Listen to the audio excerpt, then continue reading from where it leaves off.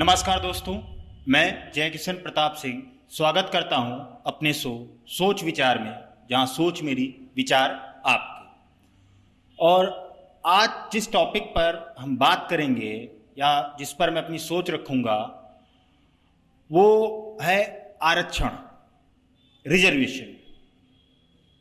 अब आपके दिमाग में चल रहा होगा कि मैं बात करूंगा कि होना चाहिए या नहीं होना चाहिए। नहीं, मैं इस पे बात ही नहीं करूंगा कि रिजर्वेशन होना चाहिए या नहीं होना चाहिए, क्योंकि ये काम या तो संसद का है या न्यायपालिका का है। हम सिर्फ और सिर्फ आपको ये बताएंगे कि अगर आरक्षण है तो उसका इफेक्टिवली कैसे हम यूज करें, कितनी आसान तरीकों से हम यूज करें जिससे वो अधिक से अधिक लोगों तक पहुंच सके, और जो सच में हमारे एकदम नीचे हैं लोग, जिनको सच में जरूरत है, वहां तक भी वो सुविधा पहुंच सके। अगर कोई सुविधा है तो उसका इफेक्टिवली यूज करना हमें आना चाहिए। जैसे अगर हम बात करें तो आपने देखा होगा कि जो सांसद या विधायक रिजर्व कैटेगरी से या रिजर्व सीटों से चुनकर जाते हैं, तो मेरा मानना है कि अगर वो एक बार चुन लिए जाएं तो अगर वो दोबारा चुनाव लड़ते हैं तो दोबारा फिर से उन्हें रिजर्व सीट से चुनाव नहीं लड़ना चाहिए। इवन जनता को भी ध्यान देना चाहिए कि आरक्षण का बेसिक मतलब क्या था। आरक्षण का मतलब यही था कि जो गरीब दबा कुचला वर्ग है, शोषित वर्ग है, वो आगे बढ़ सके। अगर एक ही आदमी बार बार रिजर्व सीट से जीतेगा तो कैसे आगे बढ़ेगा बाकी समाज। या अगर कोई रिजर्व सीट से या रिजर्व कैटेगरी से कोई क्लास 1 ऑफिसर बनता है तो उसे भी रिजर्वेशन छोड़ देना चाहिए। उसे छोड़ देने का मतलब यह है कि भाई आखिर वो आर्थिक रूप से मजबूत हो चुका है, अब वो अपने बच्चे को अच्छी शिक्षा दे सकता है।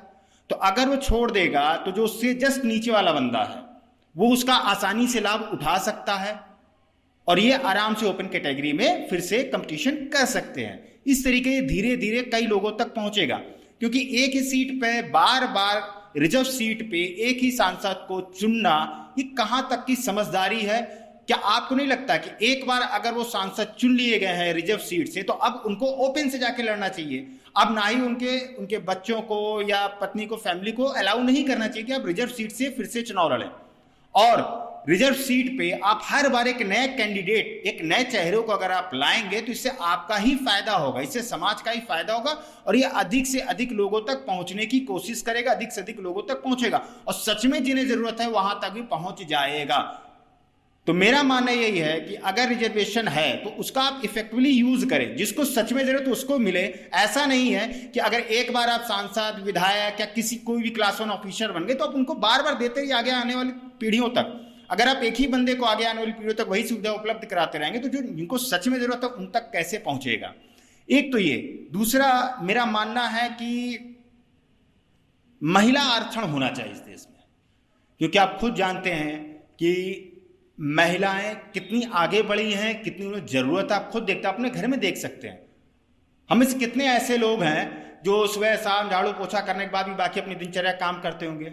नहीं। लेकिन जो महिलाएं होती हैं वो सब करती हैं। उसके बाद हम उम्मीद करते हैं कि वो आगे बढ़ जाएं, तो कैसे बढ़ेंगे? आखिर उनके पास समय कम है, उनको समय कम मिलता है आगे बढ़ने के लिए। तो हमें उनको एक रिजर्वेशन देना चाहिए। एटलीस्ट हम कह रहे हैं बाकी जगह नहीं दे सकते तो आप कम से कम संसद में या आप न्यायपालिका में या लोअर बेसिस पे पंचायत में, इन सब पे दे सकते हैं। आप नहीं कुछ तो ये तो कर ही सकते हैं कि जितने भी प्रधान होंगे वो सिर्फ और सिर्फ महिला होंगी, या जितने भी मेयर होंगे वो सिर्फ और सिर्फ महिला होंगी। इससे एक तो महिलाओं का प्रतिनिधित्व बढ़ेगा, और जब महिलाओं का प्रतिनिधित्व बढ़ेगा तो खुद पे वो अपने आप को आगे बढ़ाना सीख जाएंगे, और आगे बढ़ाते उनको जरूरत नहीं पड़ेगी किसी भी सहारे की या किसी के भी सहारे की। तो महिला आरक्षण होना चाहिए। दूसरी चीज, अगर आप देखें हमारे देश में इतने स्टेट्स हैं, उसमें कितनी महिला सीएम है? सिर्फ और सिर्फ एक। क्या ये सही है? जहां हम बात करते हैं एक तरफ 50% आबादी हमारी महिला, दूसरी 50% आबादी हमारे पुरुष है, उस 50% का रिप्रेजेंटेशन मुख्यमंत्री के रूप में सिर्फ एक महिला कर रही है। ये कहां तक जाएगा? तो एक बिल ऐसा भी आना चाहिए कि अगर कोई पार्टी लगातार जीतती है, एक टेन्योर के बाद सेकंड टेन्योर मिलता है, तो सेकंड टेन्योर में उसको एक महिला सीएम देना ही चाहिए। अगर ऐसा होगा तो मुझे लगता है कि महिलाओं की स्थिति सुधरेगी और उनको किसी की जरूरत नहीं पड़ेगी, किसी सहारे की जरूरत नहीं पड़ेगी आगे बढ़ने के लिए। और जो मैंने बात बोली है कि रिजर्वेशन जो है उसका यूज करना सीखिए, ये किसके हाथ में? ये जनता के हाथ में।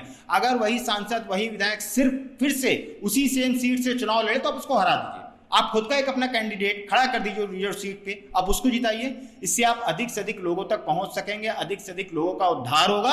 और जो आरक्षण की जो मूल भावना जो दी गई है इसीलिए ताकि लोग आर्थिक रूप से आगे बढ़ सके, जो हमारा दबा शोषित वंचित वर्ग है वो आगे बढ़ सके, वो तभी बढ़ सकता है। ये मेरे विचार हैं। बाकी होना चाहिए नहीं होना चाहिए इसके लिए आप संसद है, हमारी न्यायपालिका, उनसे पूछिए। बाकी जो भी आपके विचार हो वो आप कमेंट बॉक्स में देना जरूर समझें। बाकी धन्यवाद।